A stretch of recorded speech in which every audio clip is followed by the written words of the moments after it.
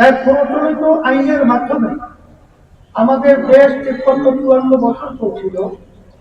আবার নতুন ভাবে এই নীতি আদর্শের মাধ্যমে যদি দেশ পরিচালিত হয়, তাহলে আমরা মানুষ বাংলাদেশে শান্তি পাবো বা আমরা মুক্তি পাবো, এরা চিন্তাও করা যায়।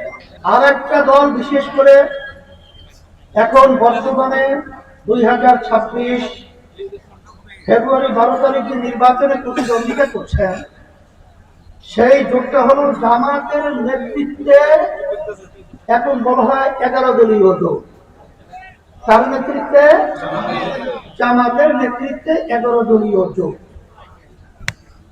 জামাতের আমির সহ বিভিন্ন পর্যায়ের নেতারা পরিষ্কার ভাবে বলেছে, তারা ক্ষমতায় যেতে পারলে তারা ইসলাম অনুযায়ী দেশ চালাবে না, তারা দেশ চালাবে প্রচলিত আইনের মাধ্যমে।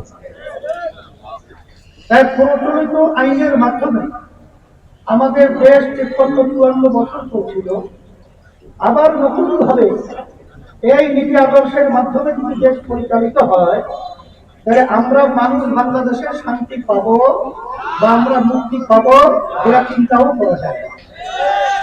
এখন কথা হলো, অনেক আলেম থাকতে পারে, অনেক আরো ভালো মেধাবী, অনেক যোগ্য, অনেক কিছু থাকতে পারে, কিন্তু মূল ব্যাপার হলো তার আদর্শটা। সে আমি বাস্তবে কি চায়?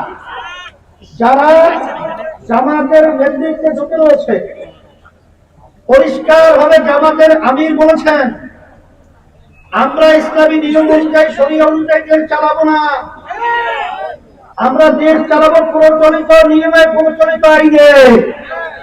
এখন অনেকে হয়তো বলতে পারেন, আমাদের প্রার্থী তো আলেম না, আমাদের আলেমের কদর, আমাদের আলেমের ইজ্জত করতে হবে।